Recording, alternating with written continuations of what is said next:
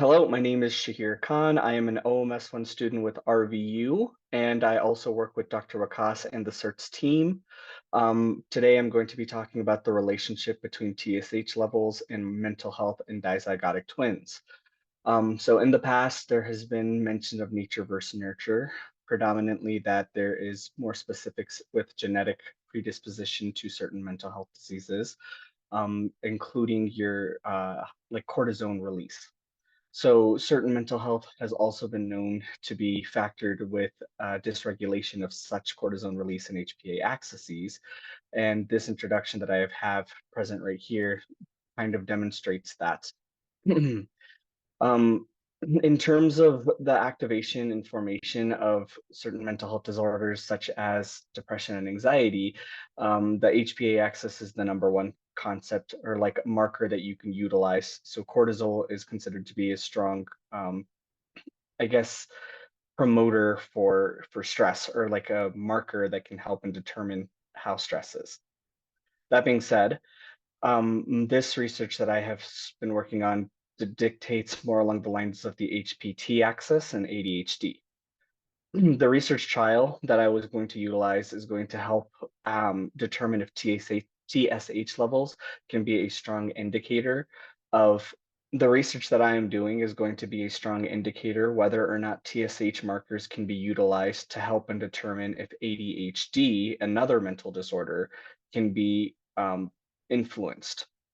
So, with my research presented right here, I showed in my figure one that there is going to be this nice connection between the hypothalamus being able to release hormones into the anterior pituitary that helps with creating this cortisol in the adrenal gland. This is just your typical HPA axis that is stimulated positively because of stress relief. And once the situation is done with, if you are running away from a bear, if you are done studying for an exam, that cortisol level should be dropping and help to maintain you into a homeostatic situation. The the same figure, however, on the right shows the PTH cycle in which the thyroid hormone is being released. So you have your TSH, and then you have you have the TSRH, then you have the TSH, and how it acts on your thyroid in terms of function and response. So my case study, I basically followed the course of two twins. They were dizygotic 20-year-olds. I first received consent to identify whether or not I could use their TSH levels and how I would be using their TSH levels. For these dizygotic twins, one of the twins was diagnosed with ADHD and the other one was not.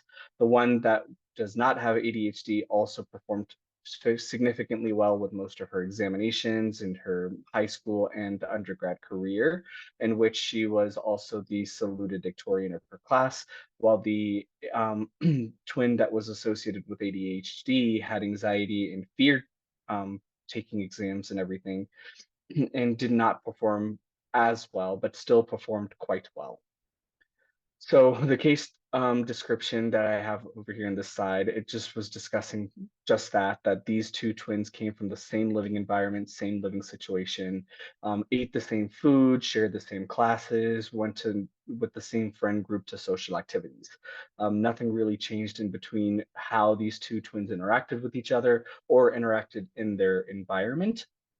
But I wanted to see if the diagnosis of ADHD was associated with another type of marker from their lab values. So instead of focusing on cortisol, I decided to focus on the TSH levels. The bottom left, I show the lab values for TSH. I wanted to identify and make sure that it can be explained what we are considered to be as normal TSH. So the lab values between zero point 0.5 and 5 are going to be what is considered a normal lab range. Anything that is going to be greater than 5 is going to be considered to be primary hypothyroidism, in which the patient would be feeling tired, fatigue, weight gain, and actually has signals and symptoms that are associated with signs of depression. Anything less than zero point 0.5 is going to be associated with anxiety, irritability, mood swings, and then also signs of anxiety.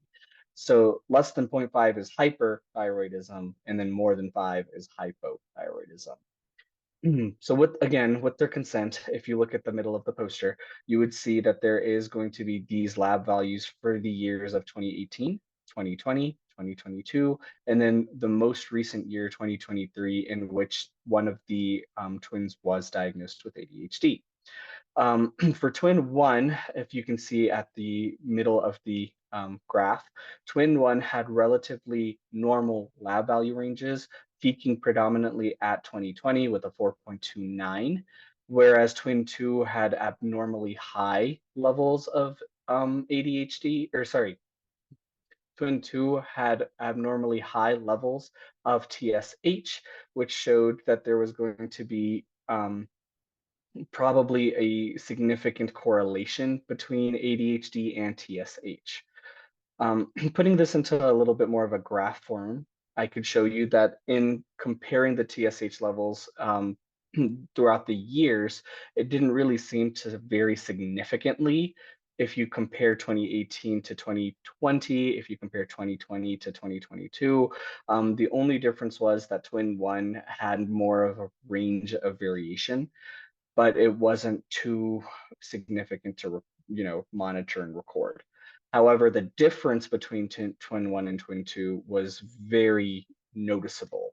Um, so the twin that didn't have many problems with academic building and academic worries was shown here in blue, while the twin two who was recently diagnosed with ADHD is shown in orange here. Um, Moving over to the top right, the case summary, it was proven, or it was supported, that TSH levels do have a correlation with ADHD.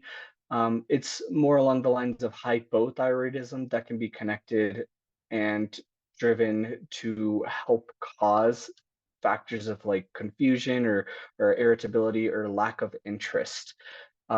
This is, however, a very small sample size. It only worked with two twins, and it was just one set of twins.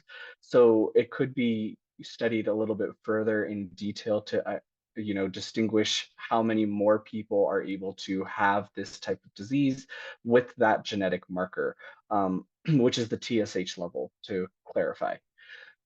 So, in conclusion, it may be seeing that there is a strong correlation between TSH levels and ADHD. The difference is more or less likely going to be due to, um, I guess, not necessarily their environmental disposition, but their genetic disposition. As I used dizygotic twins and their environments were relatively in control, the more high levels of TSH that I found could have been impacted predominantly based upon the genetics. So if I was to do the study again, of course, I would try to find more twins in order to help and identify or have a larger sample size. And on top of that, I think I'd try to find identical twins as well. That way, if they're all going to have relatively similar genetic disposition, they should have the same TSH levels and responses towards a condition. So anything that is causing their TSH levels to rise or be lower than the actual normal range values, I would try to identify what would be the cause of that.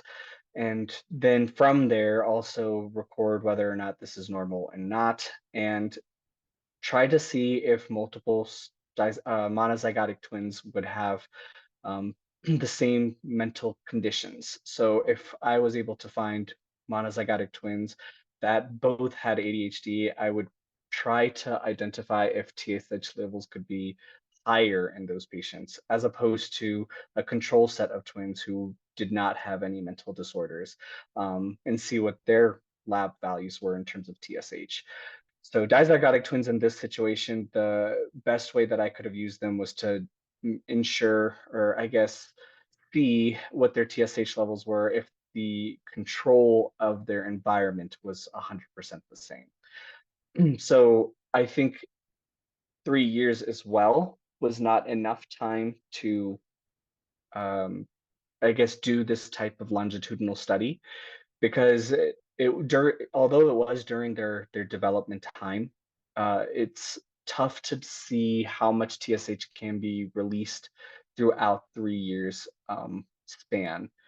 I do have 4 years presented up here. However, it was in 2-year increments. The 2023 was sort of the moment that the twin 2 was diagnosed. So it would be better to see perhaps the TSH levels at the time of diagnosis, post diagnosis, and then pre diagnosis, because I only have them from pre diagnosis up until diagnosis.